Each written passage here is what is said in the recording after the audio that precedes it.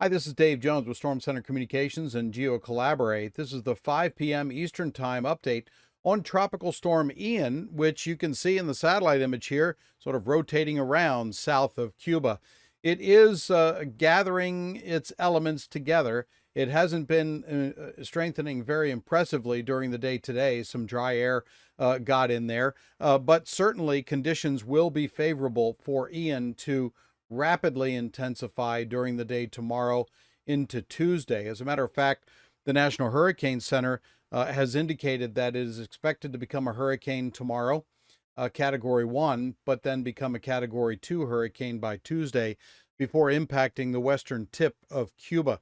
You can see on this GOES satellite image, this is a satellite that's 22,500 miles up in space, taking images every 10 minutes, and then you can see the sunset line coming across there across the Atlantic as the sun gets ready to set on the east coast of the United States. But I'm going to take you a little bit closer here and enhance the clouds.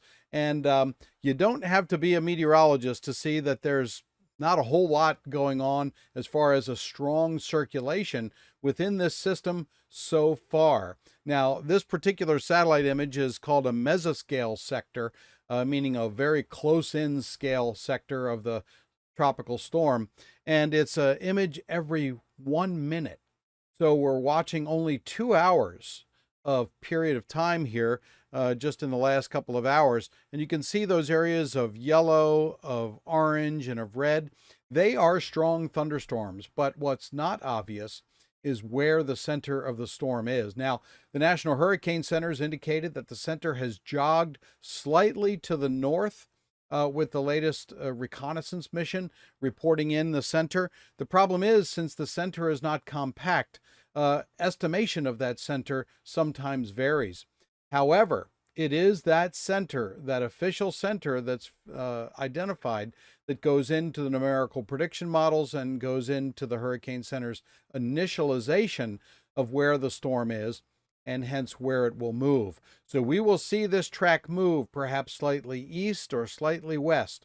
In this 5 p.m. update, I'm going to show you Geo Collaborate here. In the 5 p.m. update, the track has moved slightly further to the east, only about 10 to 15 nautical miles or so in the 3 to 5 day range. As a matter of fact, this is the 3 to 5 day range up here where you see my arrow pointing. And so uncertainty is much larger at that range. So please do not pay attention to that center line. I know a lot of you sometimes think, oh, it's moved further to the east, so we're out of the danger zone. The actual cone of uncertainty is just an average in the error in that time frame for where the storm could be and where the center of the storm could be. So it is not a damage path. Do not look at it as that. Do not look at it and say, oh, we're now out of the cone, so we don't have to worry about it.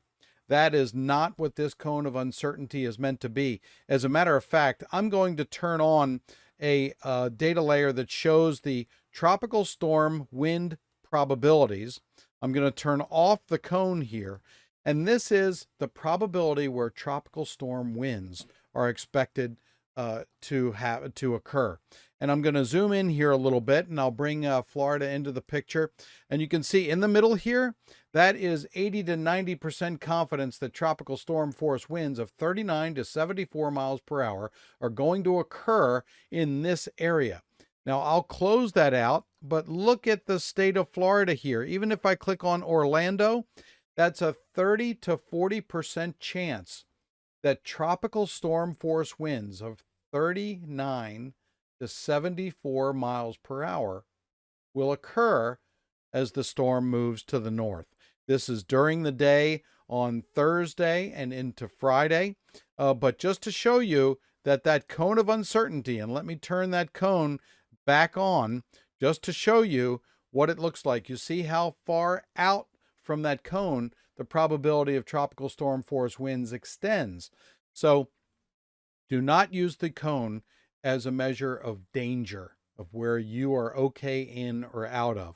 The percentage probability of tropical storm force winds covers the entire state of Florida. That is why all counties have been declared a state of emergency. The governor has declared a state of emergency for the entire state of Florida. However, those of you down in the southeast portion of Florida are likely going to be much better off than those on the west coast heading into the Big Bend area and into the Panhandle. Now, once Ian makes landfall, you can see here, I'll turn off the wind field probabilities here, the tropical storm force wind probabilities, and zoom into this area. As the storm, you can see it as a forecast to be a Category 4 storm just to the west of Cape Coral. That's Category 3, sorry. Category 4 to the west of Key West. Then a Category 3. But then models and the Hurricane Center are predicting a decrease in intensity. Why? As it moves to the north? Because strong shear, that's higher level winds in the upper levels of the atmosphere, are forecast to start tearing the storm apart. Now, that's great news. However, when a storm like a hurricane starts to collapse, the wind field expands. So that means that the storm surge could expand out even further than currently is predicted. And so when the storm gets into southern Georgia by 2 p.m. Friday afternoon, it's expected to be a tropical storm. That means winds of 39 to 74 miles per hour could still do a lot of damage, and there's a lot of rain that's expected to fall in southern and southeastern Georgia and all across Florida as the storm gets closer into the state. So what about impacts? We're talking flash flooding, rainfall totals between 7 and 15 inches of rain are possible along the path of the storm because there's going to be a lot of rain ahead of the storm before it makes landfall. In southern and southeastern Georgia, you could see 7 to 10 inches of rain as currently predicted by the Weather Prediction Center in College Park, Maryland. They're the ones that forecast the rainfall totals once a tropical system makes landfall.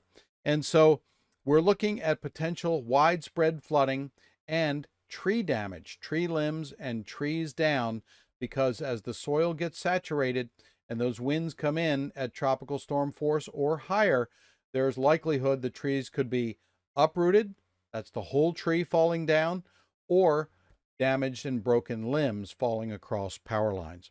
So the governor has declared a state of emergency for Florida, and we're going to be making those documents available within the All Hazards Consortium Fleet Response Working Group Sensitive Information Sharing Environment GeoCollaborate Dashboard.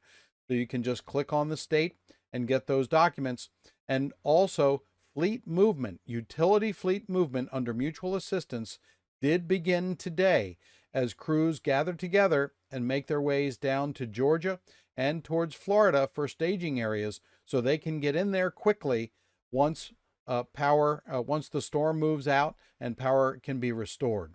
So fear not, the utility companies have mustered their energy together and they are doing mutual assistance, and there's a whole lot of electric vehicles, electric utility vehicles, bucket trucks coming down the highways from all different states around the country to stage in areas that are safe currently, and then they can get right in there to assist Florida Power and Light and Georgia Power and Duke Energy, all those companies in restoring power to get it back to you if you're watching in the Southeast United States.